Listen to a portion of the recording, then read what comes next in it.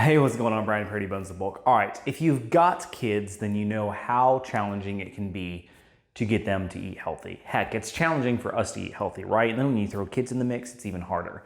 But there's a few key things you can do that will make the process easier.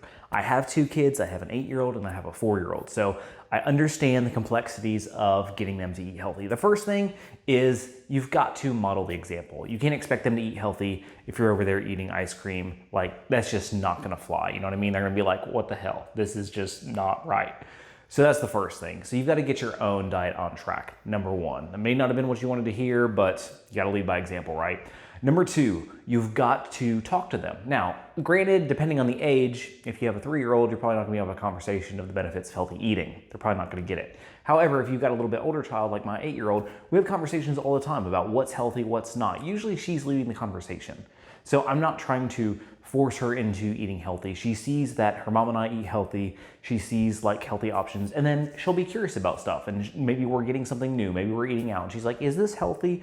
And I'll explain to her, well, not really, or yes, it is, and the reasons why. So have that open dialogue. Don't just plop something on the table and be like, eat this because it's good for you, without having an actual open dialogue with it, because this is a teaching moment. Like, take it to advantage.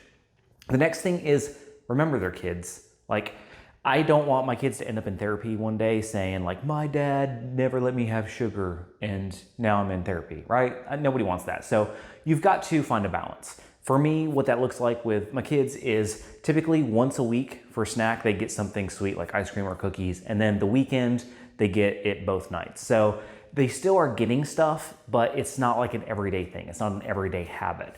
They still are enjoying what they want. I still get them Happy Meals once in a while. Usually, again, one day a week, they'll get a Happy Meal, something like that. So they're still experiencing foods, but at the same time, everything else is healthy. All their other snacks are healthy. All their other meals are healthy.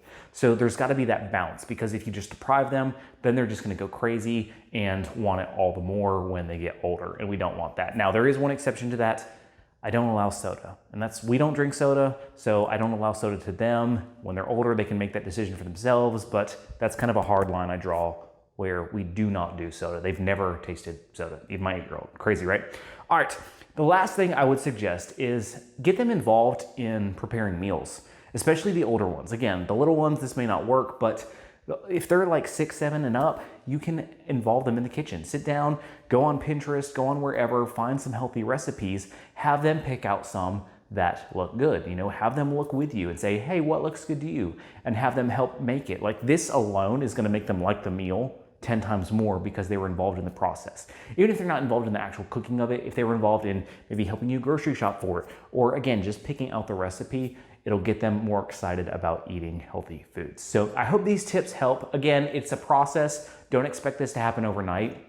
Slowly introduce new things and slowly take away unhealthy things. Swap out a healthy for an unhealthy thing. Just like you would do, you know, I say baby steps is the way to do this, like eliminate things and then add in healthy things and then just add to it. It's the same process, the same method with kids. So if you found this helpful, hit that subscribe button, turn on the notification bell so you don't miss any future videos, and remember, above all else, you've got this.